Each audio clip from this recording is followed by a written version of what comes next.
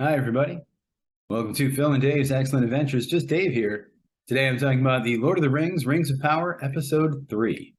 This is going to be a spoiler review. If you haven't seen the show yet, I would suggest you go and watch the episode first before you watch this review.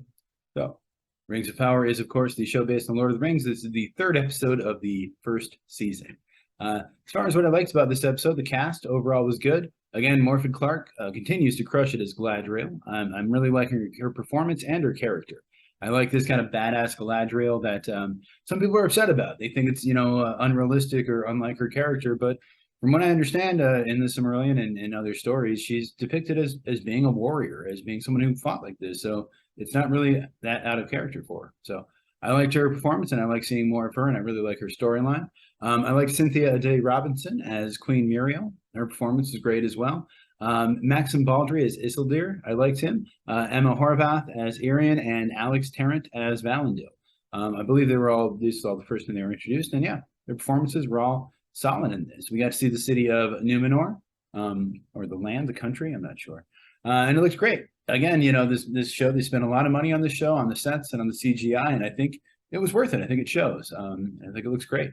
Again, like I said, Galadriel's character, I'm really liking where her story is going and the way that they're kind of revealing more about Sauron, and more about what's going on and her quest to kind of find him. And I like the one that she's taking the initiative to go after him. I liked all the stuff with the hobbits. We didn't get to see much of that in the Lord of the Rings movies, even though the movies are of course about hobbits and the main characters are hobbits. There's not a ton that we see. We see at the very beginning stuff in the Shire, with Gandalf and stuff where he smokes weed. We see a little bit at the end there when they return. And you get a little bit more in the books, but not too much more. So yeah, it was cool to see this. And of course, these are a little bit different than the Hobbits and the movies. But yeah, I like to see the stuff with the Hobbits. They kind of remind me of the Tinkers from Wheel of Time, which makes sense because I'm sure that the Tinkers are kind of based more on the Romani people, I'm sure. But yeah, kind of a similar concept for sure. We got more orcs in this, and again, they look great. I love the real orcs. I love the actual, facial prosthetics and masks and makeup and everything, as opposed to the CGI orcs that we got in the Hobbit movies.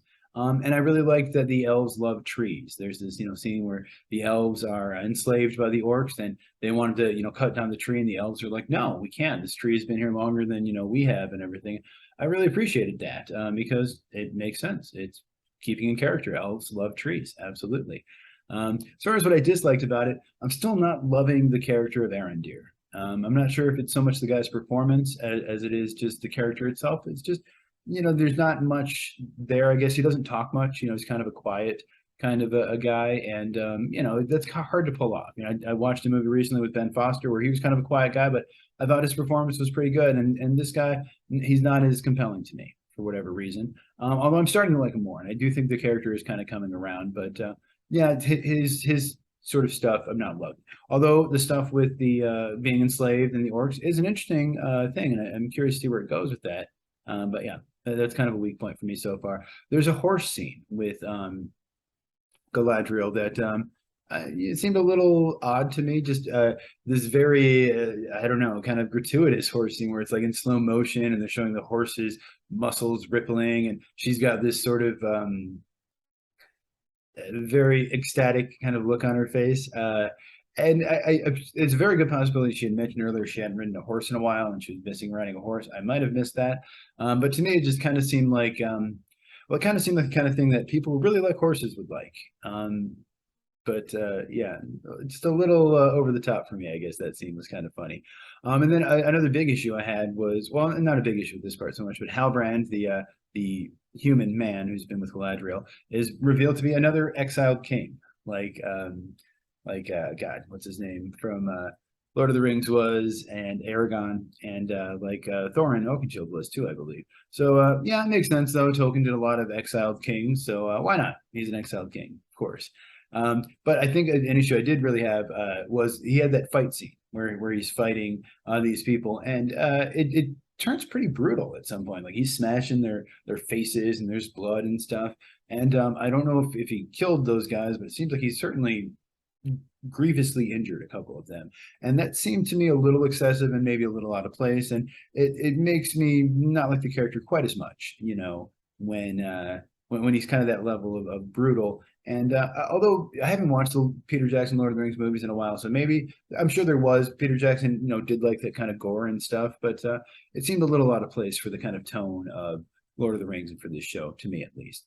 Like I said, I think he killed those guys. At least it seemed like a couple of them he did. So I don't know. I guess before that we had seen him sort of be clever and kind of get drunk with them, and he steals the guy's sigil or whatever, and like that was cool. And then he gets caught, and he still tries to be kind of like talk his way out of it. And then he resorts to violence as the last resort. I guess it would have been nice if they would have come up with just a more clever way for him to get out of it, or a way for him to run away, or use acrobatics. Maybe that would have been cheesy, but I don't know. It's still kind of a kids show, I think, isn't it? It's sort of a family friendly kind of show. So, and then the fact that immediately after that, they show up and arrest him. So it's like, well, for a story reason, he didn't necessarily need to do that, unless again part of the story is that he is this kind of brutal guy, and that he eventually becomes more humane over time. I'm not quite sure where that's going, so I didn't love that so much. And then there is this sort of I don't know, animal monster kind of thing that attacks them. The CGI in that was kind of questionable. And I think that was one of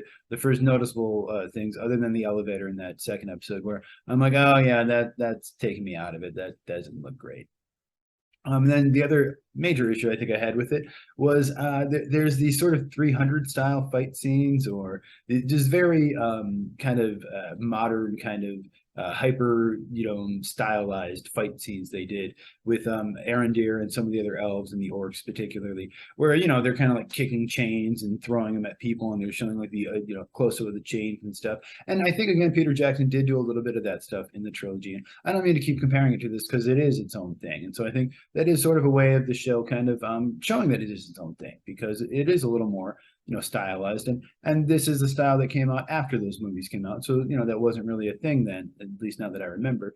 But for me, I didn't love it. It kind of took me out of it and seemed a little out of place. I can see why they would do it, and I would see why other people might like it, especially younger kind of teenage people, or all sorts of people of any age, kind of like that kind of stuff. But for me, I didn't need it. Other than that, this episode was directed by Wayne Yip. The first two, I believe, were both directed by J.A. Bayona. Wayne Yip, he's got a lot of TV credits. He did Utopia, Preacher, a couple episodes of Wheel of Time. I believe he's doing 4 episodes this season, so 3 more from him. I don't think I liked this episode as much as the previous 2, and I don't think I liked his style as much. So I'm not sure how much I'm looking forward to his other 3 episodes. Not that I hated it, but I guess I'm curious to see what he's going to be doing for the rest of the season. Other than that, I'm curious to know who Adar is, the villain revealed at the end here. He's a new character created for the show, so the books aren't really much help there. We do know it's Sindarian for father, so that could be something there. Maybe he's a corrupted elf. Apparently, according to the Silmarillion, that is how Morgoth, who was Melkor at the time, makes orcs. He takes sort of enslaved elves and corrupts them, and that's how they became orcs, which that sounds familiar. I think I heard that somewhere before, right? I do like they revealed that Sauron's sigil is a map, sort of showing the orcs where the promised land is, or something like that. That's interesting to me. And then, like I sort of mentioned before, the show seems fairly family friendly.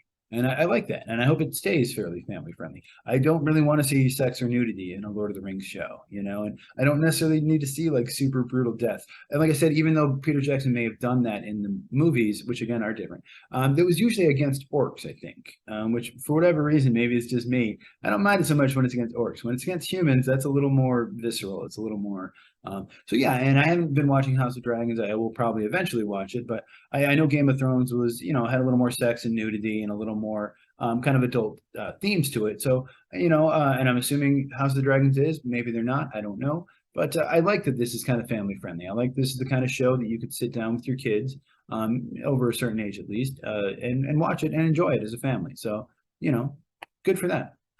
So as far as my review on this, I would give it a 7 out of 10. I think it was fine. I didn't like it quite as much as the second episode, probably about as much as the first episode. And I'm curious to see where it goes. So I'm enjoying the show so far.